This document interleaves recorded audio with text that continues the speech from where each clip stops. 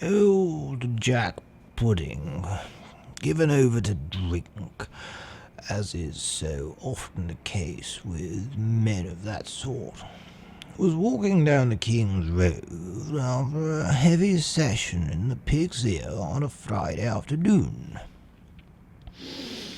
Foregoing custom, he urinated against the alloy wheels of one of them big, horrible Porsche 4x4s, an essential vehicle in Chelsea, of course, before moving on to the dishearteningly long journey home. It did not seem to him that he was drunk, because such things as may be seen on the King's Road of a Friday afternoon very closely approximate inebriated hallucination. But after a fray in a children's clothing shop, where he distinctly ordered a falafel, and when the nubile of not yet 18 years responded in such a way as to suggest that he was, indeed, very sloshed, it dawned upon him. Neither did it take him long to realize that the effort to get home quickly in order to shut the world out was a very silly one.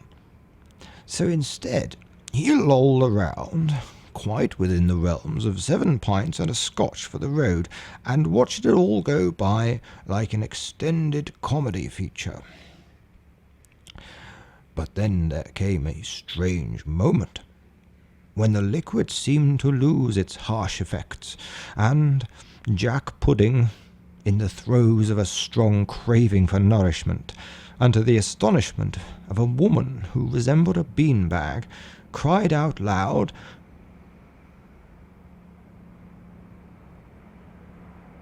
"No. Back up a bit. I got myself a bit confused there. I thought I forgot what Jack Pudding said, but the whole point of the story was that Jack Pudding didn't say anything. In fact, Jack Pudding forgot how to speak. Or so we assumed, because he hasn't said a word to this day. It seemed that something happened to him down on the King's Road that afternoon. He jumped up from the bench he was sitting on outside the gelaterie by the Duke of York's headquarters, raised his finger toward the slate-grey sky, and said aloud, "Nothing." And yet he said nothing, with such a profound sense of purpose, with such zeal and trepidation, that people just stopped and stared at him. A woman, distracted from her shopping, came over to see if she could help this sorry-looking man, but instead burst out laughing at the very idea she could possibly help anybody.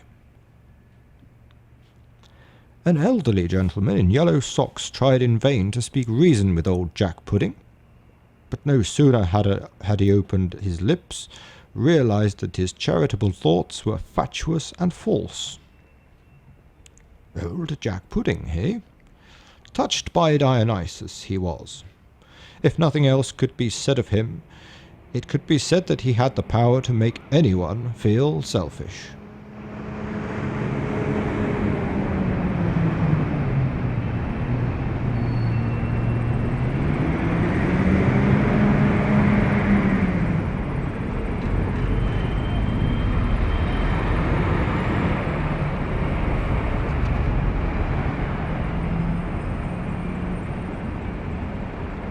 Claudia!